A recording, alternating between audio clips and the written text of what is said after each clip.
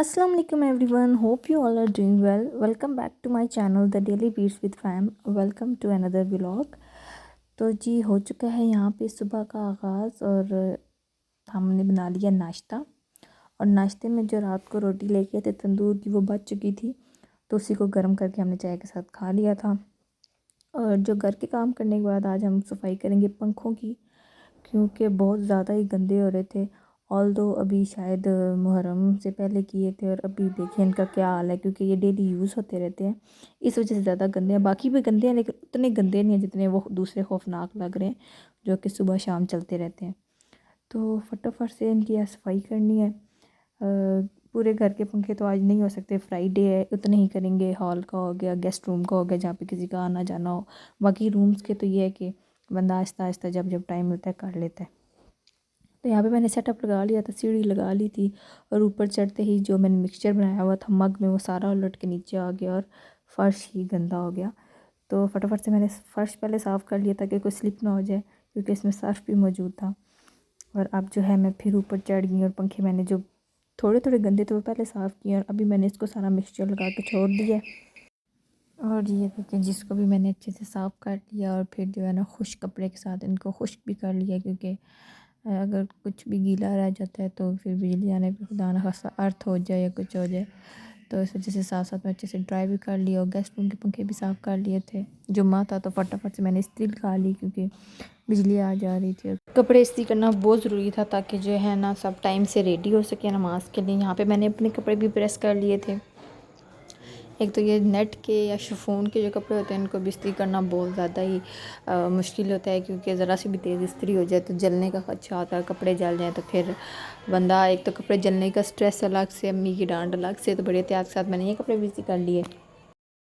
फिर यहाँ पे जी मैं मिल्क शेक बनाने लगी थी, क्योंकि राना साहब के आने का टाइम हो गया था और जो है फ्रूट्स भी पड़े हुए थे तमाम उनका, उसके लिए मिल्क शेक बना दो। और फिर जब किसी एक के लिए बने तो सबका हिस्सा निकल आता है, इनडायरेक्टली सबका भला हो जाता है। तो मैंने फटाफट जो है सेब और केला काट के मिल्क शेक बना दिया, उसका हिस्सा निकाल के रख दिया, बाकी सबको मैंने सर्व कर दिया। और अब जी बारी थी नहाने की, तो इसलिए सोचा कि जो है ना कुछ हेयर्स पे कोई मास्क लगा दिया जाए, क्योंकि काफ़ी टाइम हो गया था कोई मैंने हेयर मास्क यूज़ नहीं किया था। हमेशा मैं ऑयलिंग करके सर धो रही थी और रात को मैं ऑयलिंग भी नहीं कर सकी, और बिना ऑयलिंग के मैं जो है सर नहीं धोती। तो वही नॉर्मल जो मिक्सचर होता है, अंडा, दही, सरसों का तेल, और उसमें मैंने हनी ऐड कर लिया, जो कि है ना आजकल डैंड्रफ बहुत हो रही है और ड्राइनेस बहुत हो रही है, तो उसके लिए बहुत ज़्यादा बेस्ट है।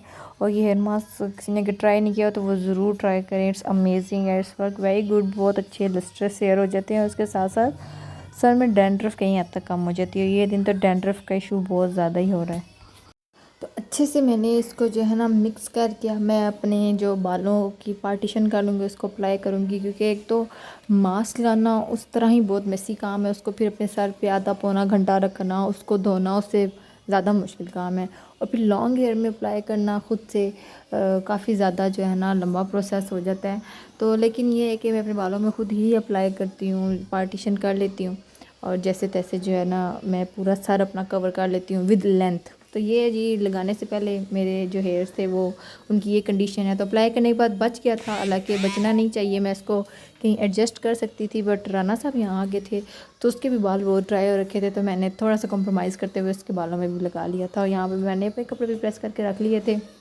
अब ये फटाफट से हम लोगों ने जो है शॉवर ले लिया, तो यहाँ पे नमाज़ की तैयारी कर ली थी, क्योंकि जुमे वाले दिन जो है ना और कोई काम हो ना हो, नमाज जो है ज़रूर टाइम से पढ़नी चाहिए। और घर में अगर आपके कोई बड़े मौजूद हों वो तो फिर बहुत गुस्सा करते हैं कि जो है ना बेवक्त नमाज़ पढ़ने का कोई फ़ायदा नहीं है।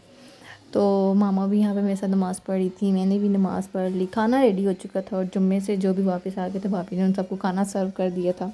अब मेरा वेट हो रहा था, तो खाना वगैरह खा के कुछ ज़्यादा टाइम बचा नहीं था, तो बस चाय रख ली थी साथ ही। दिन के बर्तन एज़ यूजुअल पड़े होते हैं, वो शाम की चाय पी के ही हम लोग करते हैं। तो ये जी जब फ़ोन हाथ में हो तो खिलाड़ा पड़ ही जाता है। तो यहाँ पे बॉयल आ चुका था और सारी जो है ना चाय वो गिर चुकी थी। यहाँ ऊपर ऊपर तक रहे ठीक है, अगर लीकेज होकर नीचे चला जाए तो डबल काम हो जाता है। तो चाय वगैरह पीने के बाद आज जो है बनेगी माश की दाल, जो मामा ने भिगो के रख दी थी, और इसको हम पहले थोड़ा सा बॉयल कर लेते हैं, एक दो बॉयल दिलवा लेते हैं, और फिर मसाला भून के इसमें डाल देते हैं। तो माश की दाल ऐसी दाल है जो हमारे घर में बहुत कम पकती है, like once in a month. बाकी दालें फिर रिपीट हो जाती हैं, लेकिन माश की दाल बहुत कम, कि लंबे अरसे बाद कोई कहता है यार चलो माश की दाल बना लो। तो जहाँ पे जी मम्मा माश की दाल बना रही थी, भुनाई करेंगी और जो है ऑलरेडी ये बॉयल थी तो थोड़ा सा ही पानी डालेंगी, क्योंकि इतनी ड्राई ये खाने नहीं होती। थोड़ी सी जो है ना ऐसे ढीली ढीली हो तो वो खाने में भी आसानी लगती है, वरना निवाला बहुत ड्राई ड्राई लगता है तो हलक से नहीं उतरता।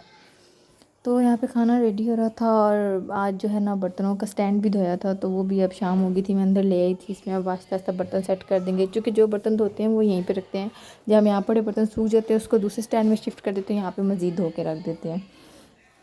तो बस जी खाना वगैरह खाने के बाद हम लोग पढ़ेंगे रात की नमाज़ और करेंगे सोने की तैयारी। तो उम्मीद करती हूँ आपको मेरा आज का ब्लॉग पसंद आया होगा। प्लीज़ मेरे चैनल को सब्सक्राइब कीजिएगा, ब्लॉग को लाइक कीजिएगा। मिलते हैं नेक्स्ट ब्लॉग में, तब तक के लिए अल्लाह हाफिज़।